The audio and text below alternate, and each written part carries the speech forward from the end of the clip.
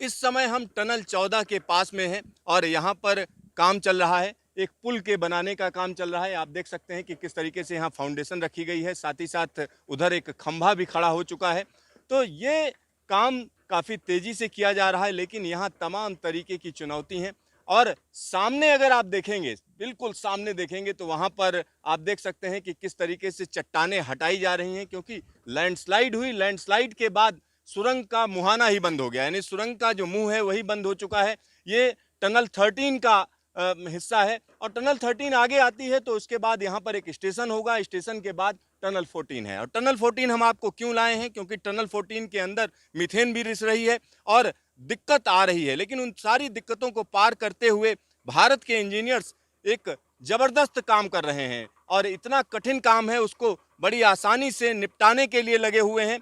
उसमें वक्त लग रहा है। आइए हम लोग बात करते हैं उन इंजीनियर्स से और उनसे जानते हैं क्या दिक्कत आ रही है। भाई साहब, क्या नाम है आपका और यहाँ क्या करते हैं? My name is Gajanan Bant, Assistant Engineer, Konkan Railway. I'm looking after the bridge number 60. तो ये जो पुल बन रहा है, इसके बारे में बताइए, क्यों खास है ये? ये जो यूएसबीएल प्रोजेक्ट में इसका जो पियर का हाइट सेकेंड हाईएस्ट पियर है, इसका हाइट है 70 मीटर। 70 मीटर है और इसमें कितने खंभे होंगे? इसमें 4 खंभे होंगे। 4 खंभे। और लंबाई कितनी है इस पुल की? लंबाई 241 मीटर, 241.4 मीटर। और यहाँ पर क्या कोई स्टेशन भी आ रहा है? स्टेशन भी आ रहा है, एक वसींद्र स्टेशन बोल के यहाँ पे स्टेशन आ रहा है। तो वो स्टेशन क्या पुल के ऊपर होगा? पुल का ऊपर नहीं, साइड में होगा, लेकिन यार्ड पुल का ऊपर भी यार्ड होगा। यानी प्लेटफार्म भी ऊपर होगा पुल के ऊपर? Yes yes. तो यहाँ जो कंस्ट्रक्शन है उसमें किस तरीके की चुनौतियाँ आ रही हैं? यहाँ पे लैंडस्लाइड का बहुत सारा प्रॉब्लम आ रहा है। नेचुरल कैलामिटी, लैंडस्लाइड हो रहा है। हम जो एक्सकवेशन कर रहे हैं, बार बार गिर रहा है, स्लोप स्लाइड हो रहा है। तो इसी का दिक्कत हमको बार बार आ रहा है। इसी की वजह से जो कंस्ट्रक्शन एक्टिविटीज़ थोड़ा स्लो हो जाता है।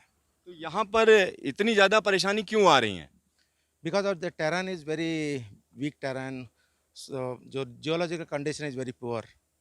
इसका वजह से लैंडस्लाइड हो जाता है। बारिश बार बार आता है और स्लोप जो टेरान है वर्किंग के लिए स्पेसियस नहीं है।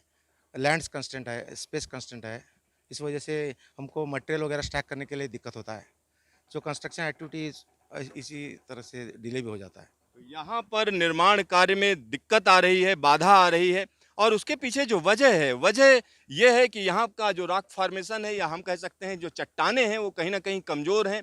और दूसरी बड़ी बात यह है कि हिमालय पर्वत का ये इलाका हम कह सकते हैं धीरे धीरे ऊंचा होता हुआ चला जाता है। और दूसरी सबसे बड़ी बात यह है कि यहाँ पर जो टनल है उसकी भी ऊंचाई धीरे धीरे बढ़ती है। देसाई जी, जब यहाँ पर आपने पहली दफ़ा काम शुरू किया था तो मैंने सुना यहाँ तो रोड ही नहीं थी, आसपास का इलाका दुर्गम था। अभी हम जहाँ खड़े हैं सावलाकोट गांव है। जैसे कि बीआरओ वालों ने कंथान तक रोड बनाई हुई थी, तो प्रोजेक्ट के लिए हम लोगों ने रेलवे ने कंथान से यहाँ तक 60 किलोमीटर रोड बनाई, वो भी स्टेजेस में बनाई। पहले हमने दुग्गा स्टेशन तक बनाई, जहाँ पीछे पीछे हमने देखा था, वहाँ तक हमने 5 टनल बनाई, T6 टू T12। मतलब वहाँ से 13 नंबर 9 किलोमीटर टनल है, उसको बनाने के लिए हमें 30 किलोमीटर रोड बनानी पड़ी। पहले खानीकोट तक 15 किलोमीटर बनाई, वहाँ में हमने बीच में एक एडिट करके टनल बनाया। फिर अभी हम जहाँ खड़े हैं सावलाकोट है, फिर 15 किलोमीटर बनाने के बाद हम इधर पहुँचे, क्योंकि यहाँ 2 टनल बनने वाले थे, बसिंदादर स्टेशन बनने वाला था और ब्रिज भी बनने वाला था। अभी लोगों की सुविधा के लिए हम सावलाकोट से इंड को भी कनेक्ट कर रहे हैं। इसके आगे भी 12 किलोमीटर रोड बन रही है, तो पब्लिक को एज वेल एज रेलवे को जब इमरजेंसी में मूवमेंट करना पड़ेगा तो रोड भी कनेक्ट हो जाएगी। मतलब रामबन और इंड संगलदान को रोड भी कनेक्ट हो रही है। और यहाँ जो भी मटेरियल आ रहा है, मटेरियल सीमेंट, एग्रीगेट, मशीनरी सभी इसी रोड से लाई गई। तो रोड इज अ मतलब लाइफलाइन जैसा है। और जब बारिश गिरती है तो मरी फॉर्मेशन के वजह से बार बार स्लिपें होती हैं, तो रोड ब्लॉक हो जाता है। उसमें मटेरियल मशीनरी लाने के लिए परेशानी होती है, हमें कंस्ट्रक्शन में भी परेशानी होती है, क्योंकि रोड ब्लॉक हो गया तो सामान आने में देरी लग जाती है, उसकी वजह से भी देरी हो जाती है। तो बार बार हमें मशीनरी रख के साइड में हटाना पड़ता है। जब रोड बना रहे थे तब भी काफ़ी डिफ़िकल्टी आई, क्योंकि ये अप्रोचेबल टेरेन नहीं था। धीरे धीरे हमने पहाड़ों से सर्वे किया, सर्वे करके आगे बढ़े। पब्लिक को भी समझाया कि ये रोड बनने से आपका भी भला हो जाएगा, आप बच्चों को स्कूल जाने के लिए मिल जाएगा, हॉस्पिटल जाने के लिए मिल जाएगा, आपके गांव का डेवलपमेंट हो जाएगा। तो वो भी हमें साथ देने लगे धीरे धीरे समझाने के बाद, और हम यहाँ तक पहुँच गए। और 2019 दिसंबर में हम यहाँ पहुँचे थे। तो ये टनल हमने 2 साल पहले शुरू की थी। अभी हमने 1200 मीटर कंप्लीट कर दी है। हमारे पास 2200 मीटर हमारे पास है, तो अभी 1100 मीटर बच गई है। बाकी की टनल इरकॉन के पास है। टोटल लेंथ इसकी लंबाई है 6.2 किलोमीटर।